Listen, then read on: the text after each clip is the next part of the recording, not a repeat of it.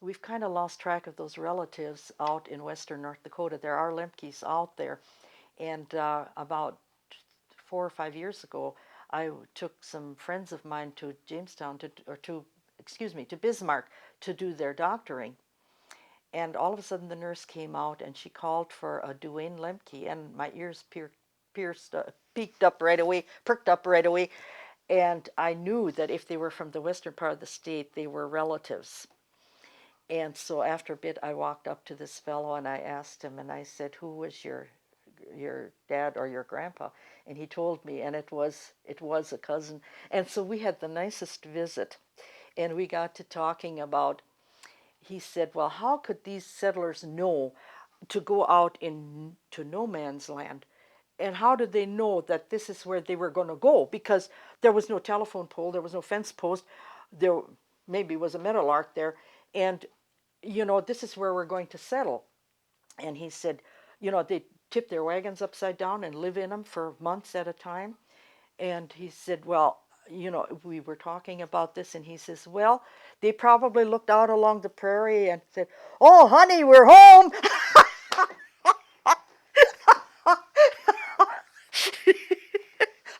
Oh, I thought that was so cute. Yeah. Okay. And of course, the Carolyn was the oldest one of my dad's sister, and she was the only. There were two of them born overseas. The rest of my dad's family were all born here in the United States. She was born in Leipzig, Bessarabia, South Russia, and another one was born over there, Sophie, but she died on the journey over, and so she was the only one, and she has passed away, including all of her four children have passed away. So, but the rest of the family was all born here, as were my my mother's parents, or my siblings were all born in the United States also. So, and of course they did come over early. Uh, so they came over in 1887. And see, there were a lot of these settlers that came after that. Like I said, those were the ones that came through Ellis Island, that came later, but they didn't. So that wasn't even established at that time. So anyway, there were many hardships, and of course, grasshoppers during the dirty 30s. There were, the crops were practically non-existent. And so that's one thing. They established the WPA, which was a uh, what was it? WPA was Workman something or another, Progress of America or some darn thing like that. It was a program that I think Franklin Roosevelt, established for these people during the dry years, during the Depression. And I remember when uh, I heard tell about it when the banks went broke, and a lot of people lost money. And I know Grandpa had lost quite a bit of money. He had it in the bank, and the banks closed up, and that was the end of the money. So there they were, and they didn't have anything.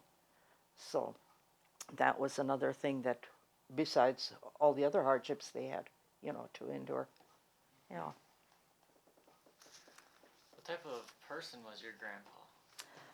Uh, I think um, my grandparents on my dad's side spoke the Kashibish or Kashub, however you want to pronounce it. They had a different dialect than my mother's side of the family. Um, he was very knowledgeable about many things. Um, a reader. A lot of people would come. A lot of these old settlers couldn't read or write, and they would come, and Grandpa would have to write the letters for them to their relatives over there. They would tell him what to write, and he would write it. And you couldn't prove it by me, but it was always said that he had a nice handwriting. And it was something that um, I think was kind of in the family, because I know my dad was very insistent about decent handwriting. And I remember one of my teachers showed me how to make a J one time, and she took the pencil and she did like this. And my dad saw that, and he says, "Don't you ever make a J like that again." and he made a J across the top of the paper, and he says, now you make this whole page full of J's like I made them. You don't have messy writing. And so I think he was uh, he I don't know that he was educated, but of course, their education came through probably more through the church when they were confirmed and had to memorize all that stuff more so than in school. And of course, it was no separation of church and state there, and I think that's how they got most of their education. And so he was a bright man, really, and so and was able to read, and so sometimes if people would get, you know uh, have a problem, some of them neighbors would come over, well, you read this for me, what does it say, and he always had a newspaper. It was the Staatsanzeiger, which was printed in German, that they would get, and that was the paper that they had. And I do have a church paper that has my grandma's obituary in it, but it's written in the German lettering that I can't. I can figure it out, but if it's written with the what do they call it? The Roman lettering, I think, is what it's called. It's much easier. That I can figure out usually, at least know what it's all about. But when it comes to these other German characteristics that they wrote, the printing, that one is hard to figure out for me. So, and I know my aunt Carrie was very active in the church, and they had the general conference for the Congregational Church. I don't know if this was Marycourt. I think it was Cullum. Yeah, it was Cullum, and so they butchered a sheep to take, to make food and to bring for this, and they had to bring bedding and dishes and all that stuff, and this lasted from Mondays. It began on Monday, so it must have been the good part of a week that this was going on, and I have a picture of where there's a huge amount of people on there. That I think what they did is probably put up a tent and had it here in Cullum years ago. Yeah. Well, could you tell me about your grandmother? Could you describe your grandmother? On my dad's side, she passed away before my grandpa remarried again, and I remember her. The but it was the first grandma that had all the children. The second one didn't have. She had a family that was grown up, and so I do remember her, and I remember Grandpa used to come up to our place. He would walk up to our place. See, we would only get mail on Tuesdays, Thursdays, and Saturdays, and so Grandpa would come up, and they would get their mail with ours, and he would get the mail, and he would have a syrup pail, and that would have to be filled up with milk because we had cows. We never milked a lot of cows like most people did, but we did have milk and cream, and so he would bring milk, and he'd bring the wash up, so my mother would wash for them, and bring it up. And I remember that was the time when my uncle was in the Navy, and of course war was going on, and they a lot of times wouldn't hear from him for months at a time. And Grandpa would get so worried about him. Oh, and he'd have dreams, and he'd come up the next day, and he was all upset. He had such a wild dream, and they hadn't heard from Uncle Emil, and he's probably dead, and oh, on and on. And it was just so tragic. And I remember one morning he came up, and he was all wild-eyed. He was worrying about Uncle Emil, and then the cat walked over the keyboard on the piano, which didn't help matters any.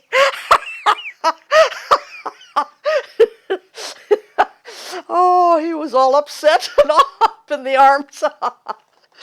Oh, it was funny. Yeah. So, how did your family view his second wife? Uh, I thought Grandma was great. I only knew Grandma. The rest of the family, I don't think was all that enthused about it, really. But and my mother always said she liked her. She liked her better than the first wife.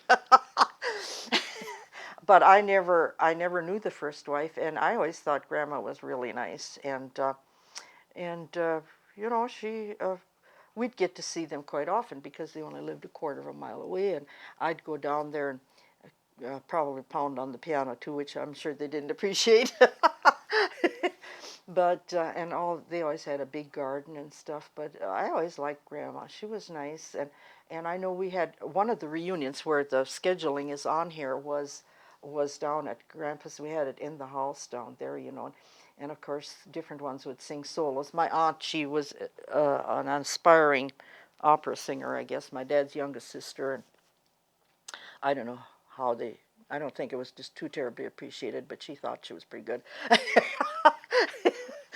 and and uh, so anyway, music was a big part of the family, and when we got together, when my uncle got together, he didn't come home very often, just when he had furloughs. And of course, when after Pearl Harbor, it was a long time before he came home, and he was kind of shell shocked at the time, really, because he was very jumpy, and of course, in those days they didn't, now they do counseling and all this kind of stuff, and but he just, he didn't have a family, and he was really appreciative of coming back and getting home cooking. That was the highlight. Boy, I'll tell you. And I'll tell you, in the Lemke family, rhubarb pie was the big thing. I mean, if you don't like rhubarb pie, you didn't belong to the family, because that was big. And he just lived for the family to get together. When he'd come home, he always hinted about get-togethers, and the strudels, they were just out of this world, and the rhubarb pie, and the coffee cake, the kuchen. Well, we always called it coffee cake, but most people call it kuchen. And of course, and then a lot of times my uncle from Chicago would drive up, and during the war, there was gas rationing, and of course my dad was on the farm, so gas rationing was not that big a problem. The farmers got what they needed.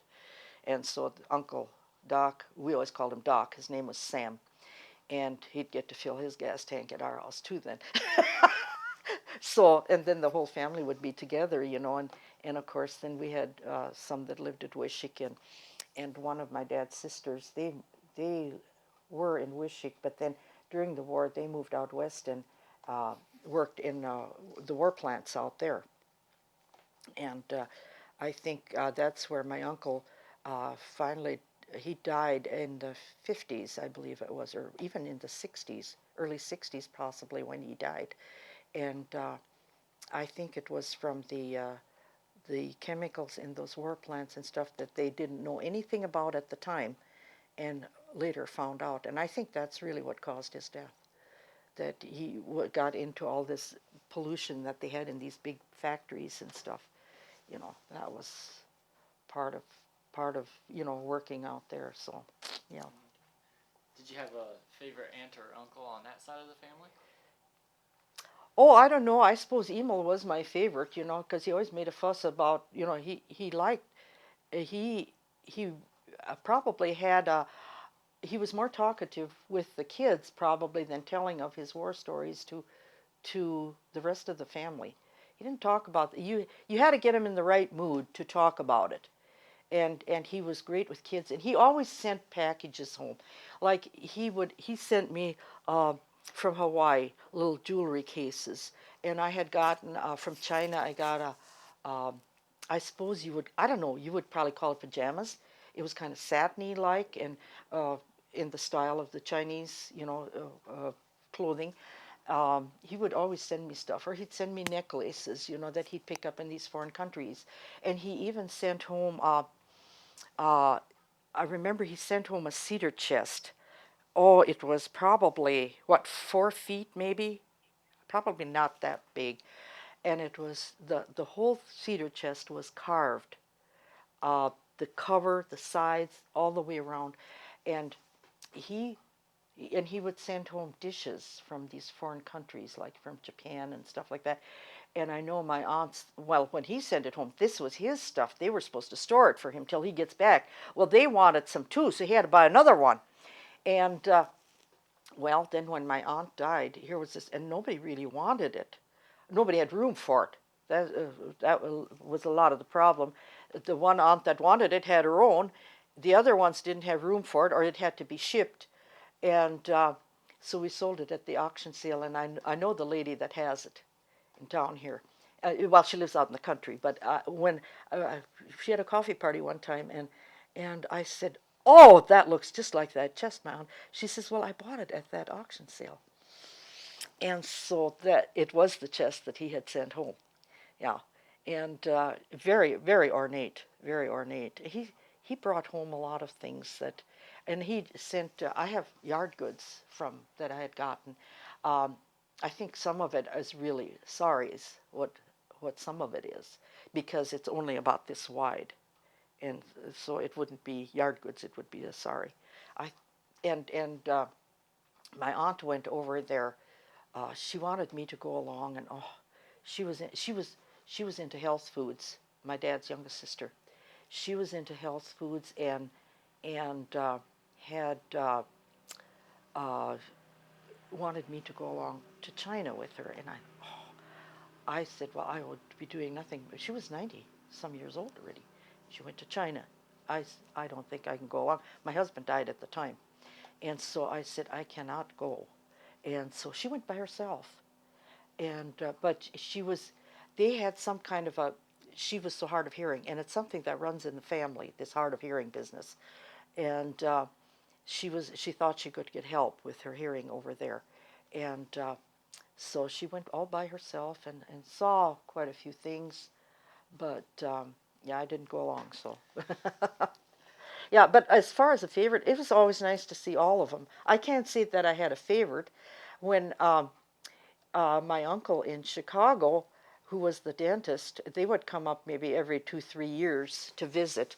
And when they came up, uh, I remember I was in high school, and he told me one time, he promised me that if I graduate from high school for a graduation gift, he would pay my trip to Chicago, and I would get to stay with them for about a month. They lived in Lamont, Illinois, which is now kind of swallowed up by Chicago. And so after I graduated from high school, I took the train from Aberdeen and went to Chicago and spent, I think I was down there 3 weeks with them. And so we went sightseeing in Chicago and got to go to the Field Museum and the Shed Aquarium and all of these places, and yeah, saw quite a few things in Chicago. So, and well, after that, I got down a few more times, but a lot of interesting things down there. So when they came, that was a big treat. And when Emil came home to me, it was a treat. I don't know if it was a treat to anybody, to the rest of the family. My mother always had ended up cooking so much.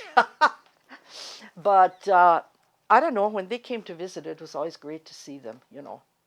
And my dad's sister, they lived, well, Art Krein, he came from Wishick, and then they lived in Steele for a while, and then they bought the grocery store here and lived here for quite till he died. And they came out to our house many times, you know, sometimes almost every Sunday they would come out. So it was always fun to see them. And like I said, my folks didn't go visiting as much as a lot of other people do, so it was always a treat to see those people. And my aunt, my dad's youngest sister, she was off teaching school. Well, she would go to school until she was broke, and then she would work till she had enough money, and she would go back to school till she had her master's degree. And her master's degree was mostly in music, was what she was trained in. Yeah, yeah. So, You mentioned at the get-togethers, there's always a lot of music. yeah. Do you remember any of the songs that were played or sung? Oh, I think there was some listed here. Okay. Um, this is a poem that this uncle of mine wrote this poem. Henry Lemke. He wrote quite a few poems. I have a folder someplace where he wrote about 6, 7 poems. He also wrote this book, a discussion of the Lord's Prayer, um, which was printed. He wrote that, and he was always writing. When he passed away, he had quite a few manuscripts. And also my aunt, my dad's sister, she had a box, probably 16 inches high that was full of manuscripts that they were all into more or less into writing. I mean, it was something that I guess they enjoyed doing. But yeah, the songs, I think some of them are listed here. Okay, um, this is one. Well, this was a good family. Uh, Bless This House. It would have been a solo by him, by Emil Lemke. Um, then a poem, Going Home, or it's a song, Going Home. It's a trio. That was, I think, a song that possibly Salome wrote. She also wrote songs. And then, um, okay, and Salome wrote a song by the name of North Dakota that was sung. I have copies of that someplace. And then all the old folk songs, that are my dad's favorite probably was Old Black Joe.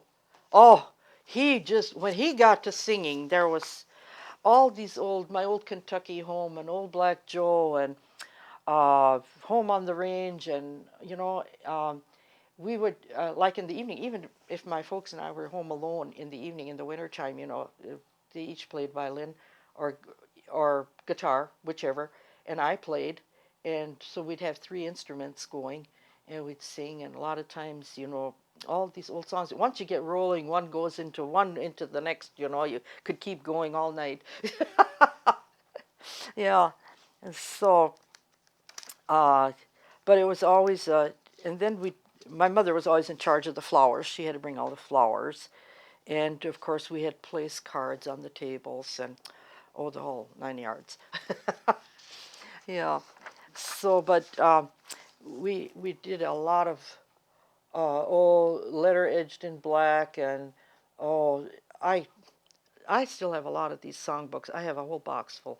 And my aunt, who was the music teacher, when we went through her stuff, she had a box of, I mean, this box was like this square and this high of classical music, and then one was sheet music and stuff. I picked out what was familiar to me. I have a lot of her sheet music and my uncle, who was in the Navy, he belonged to a chorus, and he was usually the bass singer in the group. And even after he was living out in California, when he retired, he was living in Chula Vista, California. He had a little trailer out there, and he lived out there. But he belonged to a glee club out there, and so they would put on a program, practically every month or every 2 months. So singing was a big part of the family. Yeah. Hmm. Um, would you guys speak German or English during these big gatherings? On my dad's side, it was usually English. On my dad's side, unless that they got off, a couple of them got off in the corner by themselves, and it was mostly English. On my mother's side, they would talk German more. So, but on my dad's side, it was usually English, unless Grandpa was around and they had to talk German to him. But my parents each had a different dialect, and I got to the point where I could speak either dialect. And uh, like we had neighbors that spoke the same dialect that my dad did. And when we were home alone, my folks and we would speak German most of the time. Uh, Among just the three of us would speak German. But now when the Rutschkes came over, my dad would switch to the Kashub, that dialect. And or Hilshers, when they came over, he switched over to that dialect. But I could understand it all. I mean, and I could, if I'd have had to, I could have talked it too. But like when the neighbors left, then we switched back to what my mother's dialect was, the Schwaben. So it was just kind of like you're on automatic pilot. Yeah. Ah.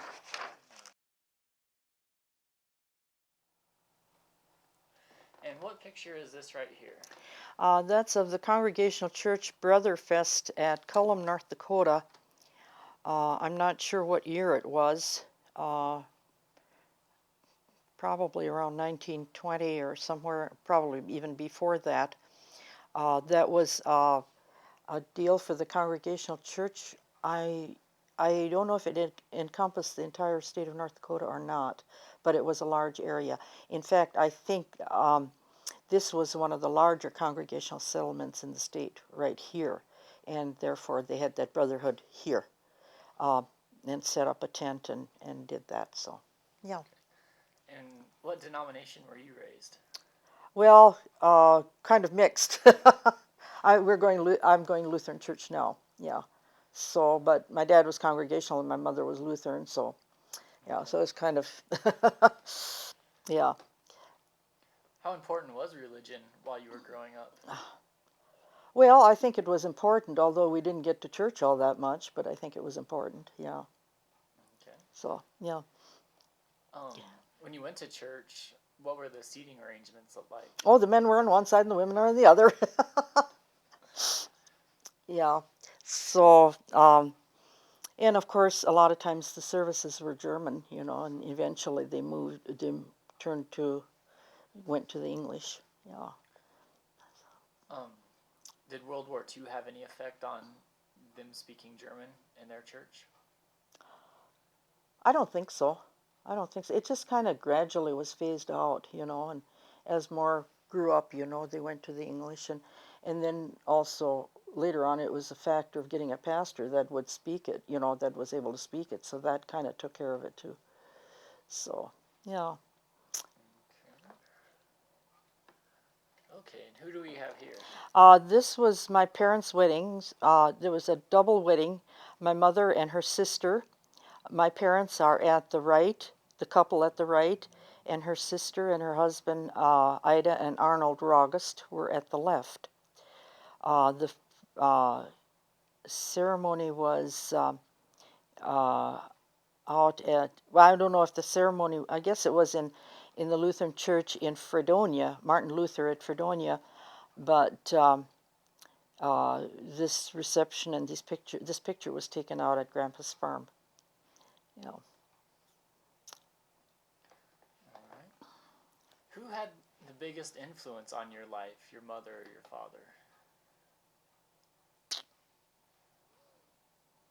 Depending on what I did. I suppose, I don't know, maybe, I suppose my mother, maybe. Yeah. Yeah. So, yeah, and, well, I went to grade school for 8 years out the farm and went to high school here, and then I went 2 years, a year of business college in Fargo. So, yeah. Okay. Oh, this is my mother's oldest sister with her flowers. She had every variety I think there was. Okay, and what building are we looking at here? That was my parents' home that they built. My dad built in 1929. They got married in June of 1929, and so this picture was probably taken shortly after they were married out on the farm, and they started their own farm, and this was just plain prairie about a little, I think it was a quarter of a mile from south of my grandparents' farm. And so this was just land that was in the family, and he built this house on there, and then they built the barn, I think that same summer, if I'm not mistaken.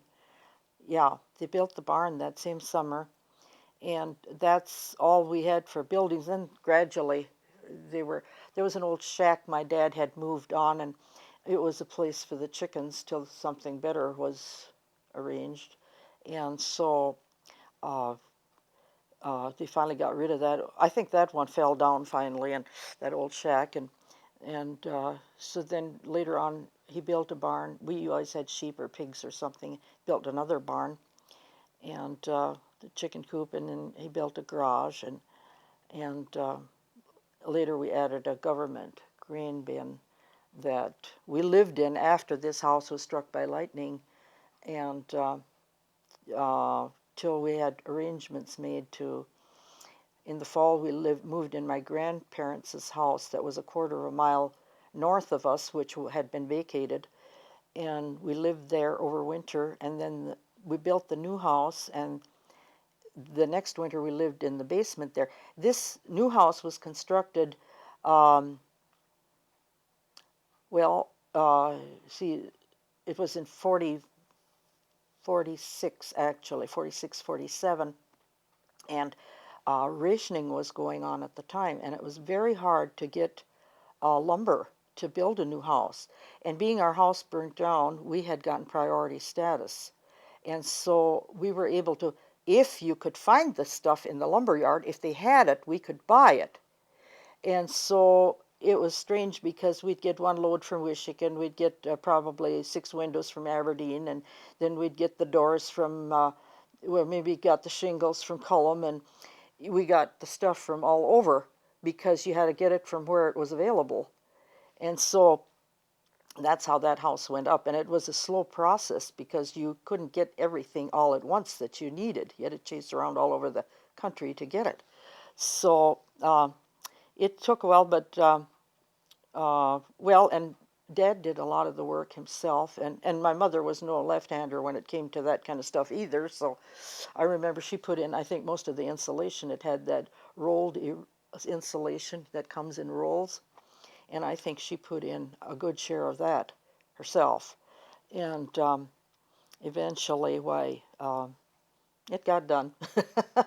It's no longer there. The farm doesn't exist anymore, but there's quite a grove of trees there. Okay. Yeah. And would you like to tell us exactly how your house burnt down?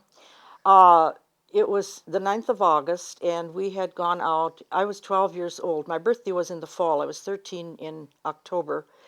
Um, the I was supposed to drive the tractor on the binder. That was my first year of driving the tractor there. And so my mother, it was on a apparently on a Monday morning, and it was starting harvesting, and so she made bread dough, and we had to carry water in the house to set on the stove, so because she wanted to wash clothes that day, and oh, she was going to butcher a couple of chickens too. She had 2 days' work there piled up for herself, and so we went out to the field and got the tractor hooked up to the binder and got everything ready to go. And it looked very threatening in the southwest. It was dark and really looked kind of ominous. And so then, just as we were ready to start, big splats of rain started coming down and lightning, and it did not look good. And my dad said, "Well, I think I better loosen the canvases and we go home," which he did.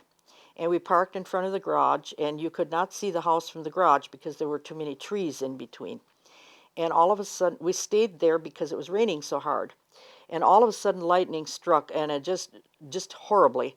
And my dad said, I could see the fire jumping up on the hill. If you look to the southwest, there was a hill.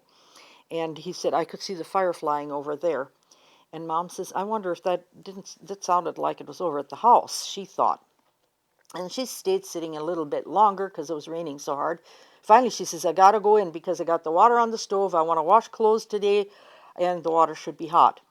Well, as she got close to the house, she saw the smoke coming out from under the eaves, and she started hollering. We went over to the house, and of course, you didn't have running water, so how are you going to put out a fire? We had a tank about, probably 50 feet from the house that we used for rainwater to water the stuff in the garden. And then I started carrying water, and my dad thought he could get the fire out, and it was up in the attic. It's where it was, and that's where we stored our winter clothes, and the pictures were up there, and it was during sugar rationing, and so uh, there was sugar up there, and that was precious stuff. And I remember I and my mother had gotten new winter coats. They were up there. They had never been worn.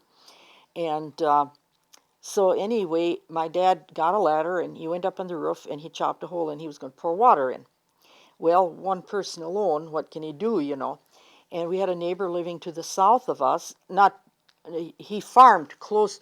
I would say within a block of our barn. Their land came that close, and he could tell something was wrong at our place. He was working on this particular field. He went home and changed clothes, and then he came over. And by then, we had carried out a lot of stuff already. And my mother said, I remember my mother, when we started carrying out stuff, and she says, throw stuff on the bed and then take the bedspread and carry that out and then throw stuff on the next layer and take it together and carry it out.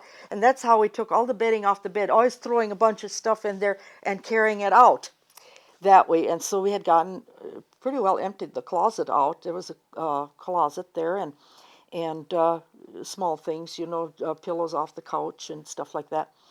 And of course, by the time the neighbor came, then it was sitting so precariously, and it looked like the walls were going to fall on the stuff we had carried out.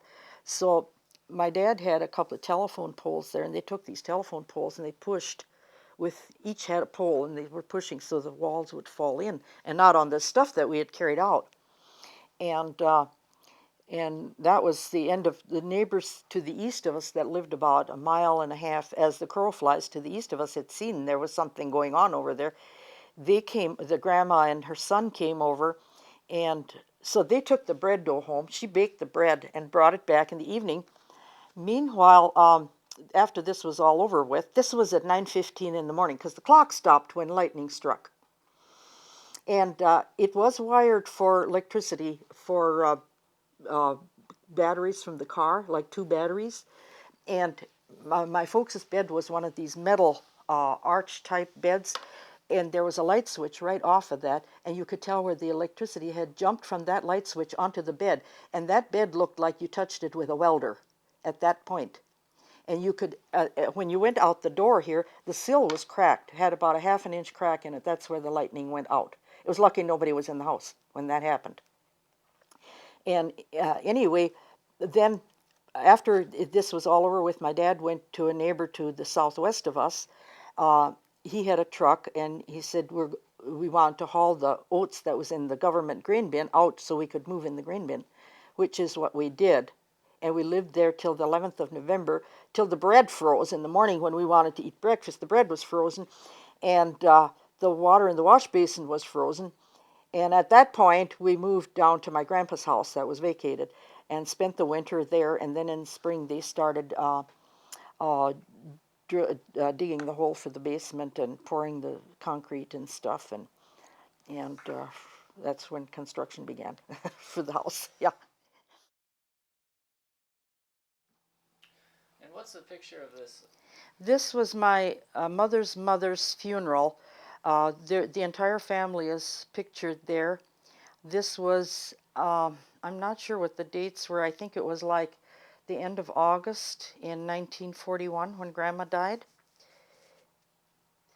And the other picture up here is of Grandpa's funeral, which was in October of 1936. And the entire family on there. The younger son was not able to be at the funeral, so they put an inset into the corner there of him. And of course, up here in the upper left-hand corner is the home, the farm home, at which Grandpa's funeral was, and Grandma's was in town in Fredonia. Okay. What was a typical funeral like for your grandfather when it was at his home? Well, the the viewing was in the house. They would bring the caskets in the house, and the viewing would be there for until the day of the funeral, and then they would take them out, and of course, if you wanted to take pictures, they had to have them outside, and they'd prop them up maybe on a chair or something to get them angled, and here it was on the steps, Grandma's, and so you could take pictures, and then they were taken off to the church. And I remember when Grandma's funeral was, it was the end of the last few days of August, and the church was terribly tiny. It was a rural church, and it was very small. And so they figured there would be more people than the church would accommodate. So they set up a pulpit on the north side of the church in the shade, and they put out planks and stuff for people to sit on. So the funeral was actually outside behind the church in the afternoon. Yeah. Okay. How did your family view death? Well, it was a shock. It was a shock for both of them, very much so, because Grandpa had gone out uh, out in the pasture to get the cows home for milking, and uh, the dog went with him, and pretty soon the dog came back alone, and they knew something was wrong when the dog came alone, and so they followed him out and found Grandpa. And Grandma was, uh, she was, well, she had heart trouble and stuff, and she had, I'm not sure, I think she had a stroke before, but she got better, and so one day they were cleaning out the haymow. They had, when they lived in town, they had a barn, and they had a cow and some chickens, and usually one of the brothers brought in a pig that was a runt, and they raised that, and that's what they butchered. But anyway, Grandma, they had been cleaning out the haymow, and then Grandma came in, and she said, she sat down, and you know, pretty soon here she was, you know, something was wrong, and she died. So that went very suddenly with both of them. You know, there was, you know, they didn't end up in a nursing home or anything like that. It was just very sudden. So it was a shock to see him go, because Grandma was only 71 years old, and Grandpa was still in his 60s when he died. So I mean, they were basically not all that old, you know. Yeah. So it was a shock when they passed away so suddenly. Yeah. And what picture is this? This was a picture. This is how I got to school. This was my school bus. From my dad had built this sled. It was an enclosed sled. It had a sliding door on it. The reins went through under the window. There were little notches under the window where the reins went through, and that's how I went to grade school in the wintertime when it was blizzarding. And so anyway, we had one team of horses, and we didn't have any more horses. We just had those two, and went to school until spring when we could go with the car, you know, or I'd have to walk, whichever. Depending on if Dad was busy out in the field, I'd have to walk. You know, it was a mile and a half, and otherwise, why they would take me. Or sometimes when Dad had something going with the tractor, he would come and get me from school with the tractor. It was a B John Deere, and we had those metal dinner buckets. And of course, where do you put something on a tractor, you know? And one time I know he tucked it in someplace on the tractor. It fell down, and he ran over it, and the dinner bucket. So anyway, I think I went through two dinner buckets while I went to grade school. So anyway, that's what happened to those. And of course, we didn't have running water or anything like that. So when we'd play outside at recess time, sometimes it was warm in the fall, or some days in the spring were warm too. And we'd run out of water because everybody would bring. You'd bring either I had a thermos bottle where I had water in, or else sometimes you just had a pint jar. And we had one family where they had three kids in school and the teacher, and they always brought their lunch in an apple box, in a wooden apple box, because there was a bunch of them. They didn't have dinner buckets. So anyway, but they'd bring, I forget what they brought the water in. I mean, probably a gallon jar or gallon jug or something, and we would run out of water. Well, there was a farm, probably a quarter of a mile, an old couple that had, he rented his farm out, and then they moved onto some other land. He built a house all by itself, and that wasn't all that far from school. And the problem was, um, well, that was where we went if we wanted to get extra water. But I was the one that always had to go because those people could only talk German, and I was the only one in school that could talk German. The other kids all talked English, so I always had to go along to talk to this lady. So we asked if we could get water. So that was one of the school tales that I have to tell. Yeah. What type of food did you take to eat for school, for lunch? I had homemade bread and grape jam. And I got tired of grape jam. And depending on if there's something baked around, you know, or usually had an apple, but I think I carried one apple for at least 2-3 months because I was just not into apples. Or sometimes bananas went real good. but of course you didn't always have bananas. You didn't always get to town to buy bananas either. And of course, a lot of times there was baked stuff, So you usually had, or else you had a cookie or two, And I remember one time my mother made uh, blachindi. It's pronounced in German. It's pumpkin turnovers in English, and I love them. And one time, Mom made some, and I said, "That's all I want. That's all you have to put in my dinner bucket." And I kept eating these at noon, and the kids were wondering, "Don't you have anything else?" I was perfectly happy because I loved them. I didn't care. Yeah, yeah. So it was varied. It's sometimes now the other kids that were there was a bunch of them. Sometimes they had something and they would warm it on the stove, at noon. But I didn't have anything to warm on the stove. I had my, or sometimes you'd have a hunk of cheese that you put in with it, and that was about it. So when I started high school, and of course we had hot lunches, and oh, the kids complained about hot lunches, something awful. And I used to think those crazy kids, because I thought, you guys didn't carry a dinner bucket for 8 years like I did. I was perfectly happy with the lunches at school. And sure, sometimes, they weren't what you were used to eating, but there was nothing wrong with it. Yeah. Were there any differences between the town kids and the country kids in your high school? Well, I don't know. I think I kind of had an inferior complex when I got to school. I, you didn't really know any of the kids, and well, there were a couple of kids. Well, one of the girls, there were some neighborhood kids from our township or our school district that were. One of the girls was in my class, and so I kind of knew who she was, but really didn't know her, too well, but knew who she was. We kind of knew the family, but it was something to get used to. It was totally different than going to country school. Yeah. And of course, when I started out, the classes were huge. I think the first week or so, we had around 50 in our class when I started.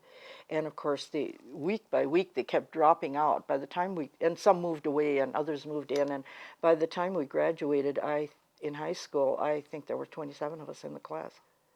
So, I mean, there was a lot of, and a lot of them, they weren't encouraged by their parents, a lot of them, to go to school. And so they they didn't feel the need to continue on, and so that was one of the different things, and I didn't have that choice, but that's so it wasn't bad. You finally got used to it, and I enjoyed it. I think the highlights of going to high school for me were when we were in the school play. I loved it.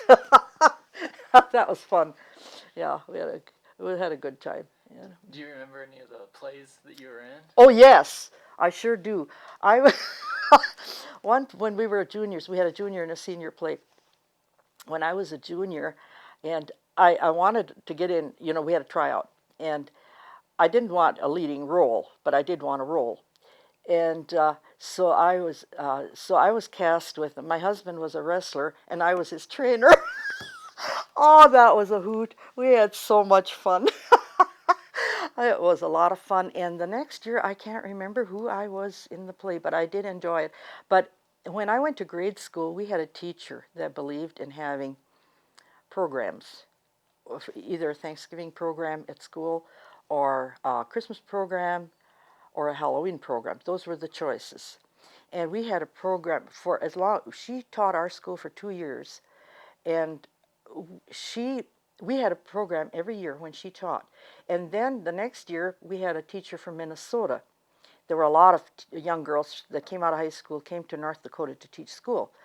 And we wanted to have a program, us kids. And there were only about 6 students in school. Where I went to grade school, there weren't very many kids. I think the most we ever had was about 12. And we wanted to have a program. When this gal that was teaching, she says, "Well, I don't know anything about programs." She says, "I wouldn't know how to go about it." "Oh, we know. We'll do it. We'll do it all. You just let us, we just wanted permission." And we did. We convinced her, and we had a program. And, to me, those were the highlights. I just loved it. And I think that's why I've enjoyed being in stuff like that. So it was fun. It was different. Oh, we had some shenanigans, and it was fun. Yeah. What was your favorite subject in high school, or just during school in general? Probably history. Probably history. Yeah. Um, I enjoyed civics. We had, of course, that was in grade school. An eighth grader, we took civics. They call it, I think, social studies now, and I enjoyed that. But I think another big thing was that I enjoyed civics. First of all, my dad read the whole darn book. We had to buy our own books when I went to grade school. And that we would, the first day of school, the teacher would get the Northern School Supply catalog out, and she would order all the books for all the students. We'd take the orders home, and our parents would have to mail them, put the money in and mail them. So each student had their own books, and the parents paid for them. And I remember when I got the civics book that winter, my dad read the whole blame civics book, and he was always on the school board and on the township board, and he had to go to all these meetings, and sometimes he had preparation, and I would follow this stuff, and it got to where I really, I kind of knew this stuff by heart almost. It was interesting, and um, turned out to be an easy subject for me, really. Yeah. So What then was your least favorite subject? probably math. I hated it with a passion. And I had a girlfriend that was in class with me. She enjoyed math. She enjoyed math, and she was good at it, and I wasn't. But she had problems with reading, and I had no problems with reading. The teacher would let us help each other out. Like even later on when I was a seventh and eighth grader, she let me have some of the reading classes for some of the smaller kids. And well, I had problems with reading when I started out, and uh, we had a young man who was out of high school and taught school and didn't have much training as far as becoming a teacher was concerned. And I had problems, and then I came home one time and I was so excited. I told my mother I had finished a book, and oh, good! Isn't that great that you finished the book? Let's sit down and read. Well, we sat down reading. My mother discovered I couldn't read. And oh, was she up in arms. She went to the county superintendent in Ellendale. What do I do with this kid? She's through the first grade and she can't read. And, and the superintendent told her what to do. And she checked out a whole bunch of books and got me going at home. And it didn't take long, and it was one of the easiest subjects I had. It was just, and well, my mother was appalled because if you can't read, what else can you do? Not too much. Yeah. So anyway, that was my experiences. And then of course sometimes we had blizzards when we couldn't go to school. You know, I don't think anybody ever had to stay over like they did in some of the rural schools. We never had that. But it was an experience. Sometimes it was hard to get there in the spring because we had to go through a low area and it was all mud, and you'd get stuck, and or else you walked from there. Sometimes they just took you up to where that is, and then from there you walked. Yeah. So anyway, that was some of my rural school experiences, and then we had games. We had there was a good sized lake southeast of the school, but it was too far away to get to for noon hour. It was too far to walk, and in the wintertime to go down there to skate. And I didn't skate, I just ran around on the lake because I didn't have any skates. But so we got after the teacher and we begged her to give us the recesses together with the noon hour, so we had an hour and a half. And we finally got her convinced, and we went down there, and then we came back, and other times then we just had played in the school grounds. We had, well, fox and goose in spring.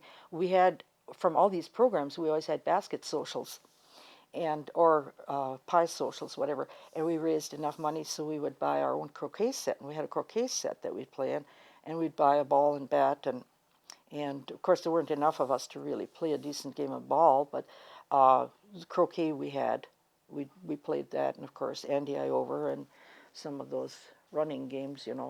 So we did those. Yeah, that was our entertainment. We had a barn too, and it had a pile of, once they had removed shingles off of the barn, and they piled all those slivers of wood. They basically were slivers of wood in the corner in the barn at school, and nobody used the barn at school. So what we did is we took those slivers of wood and we made rooms. We laid these sticks down, and here was the door, and this was the living room, that was the kitchen, this was the bedroom, and so on. And we would play for hours in the barn that way. And then we'd get tired of our room arrangement. We'd tear it all down and start all over again. That would last about 3-4 weeks, and we'd tear it down and do another one. And we had a lot of entertainment, especially if it was damp out or raining out. We could run out there and we would play. So that was big entertainment in our school. Yeah. And what is this pile of rocks here? My folks built a root cellar, and some people would, in this day and age, you would call them a storm cellar. And of course, that was where we stored the potatoes and the carrots and things like that. Sometimes even jars of meat were stored there. This was in our backyard where my folks lived out on the farm, and my mother went and turned the top over the top of it into a rock garden. So this is all covered with sedum and various rocks that she had collected. And there was some petrified wood in there. We had one rock that is unique. I gave it to a girlfriend of mine because she has a rock garden, and I didn't want this rock to go just to anybody. It was kind of a lava rock, a black type rock, and it had 2 holes for the eyes, and had one for the mouth. And my mother had found little round rocks to fill in. She painted them like eyes, and this rock was just like a face. That was one of the rocks on here too, but the rest was all flowers and sedum and alyssum in there, covered with flowers. And the entrance to it was on the left side here. Actually, this is taken from the south side. The entrance is on the east side. And I think the thing has collapsed by now. But anyway, that was, and I think I went in there one time when we had a storm too, where it looked kind of bad out, so we went in there. Where did they get the rocks to build this? Oh, there's plenty out there. There still are. There's plenty out there. There's no shortage. Yeah. Did you ever have to go help remove rocks from the field? Oh, yeah. Yeah, yeah. And I remember when I was very small, when I was along, when we picked bones, too. And that was during the drought, though. There were still bones to be found, and you could sell them. So I remember doing that. But, yeah, I didn't get out too much. But, yeah, I was along picking rocks. Yeah. Did your mother do any canning? Oh, yeah. Oh, yes. Because, yeah, usually you butchered in the fall. And my mother always raised quite a few geese. And we usually butchered around, anywhere from 25 to 28 geese. And she canned all of those in the fall. And of course, your vegetables, that you had in the garden, we always had a lot of asparagus. I was practically raised on asparagus. We had a whole row through the garden, and we could pick a pailful at a time.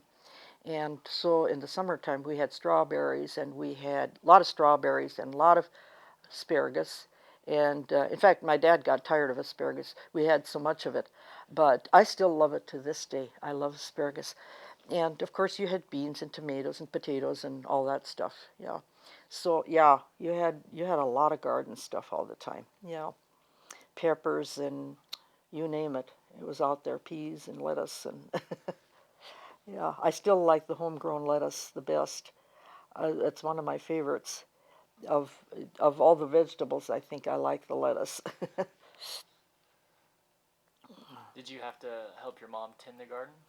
Yeah. Oh, especially when there was going to be a frosted night. Oh my gosh, do I remember the times you'd be out there till midnight covering stuff. It never failed. That was one thing I think that kind of turned me off in gardening was going through the fall when you had to do all of that. And I remember one fall after they had planted all those evergreens, those 44 evergreens where they used tree shot. The first few years, we tied all those evergreens. They were probably, I suppose, about 30 inches high. Those were all tied with twine, and then you wrapped, there's a gardening type paper out. We wrapped all those evergreens in that paper, another layer of twine to tie that down. All 44 of those evergreens were wrapped every fall for at least 2 years, if not more. Yeah. And that was so much fun. Boy, they were, you know how prickly they are, and you work with that stuff. Your hands were raw by the time you were done. But they grew to be, and one year we had enough paper for about, let's see, there were 44 evergreens, and I think we had enough paper for 38 evergreens. And you know, a few years afterwards, you could see where we ran out of paper. Those that we wrapped were about a foot and a half taller than the rest of them. It made a difference. And they didn't get winter burned, and they didn't get, that winter kill that you get on them or anything. It turned out to be beautiful. Yeah. Yeah.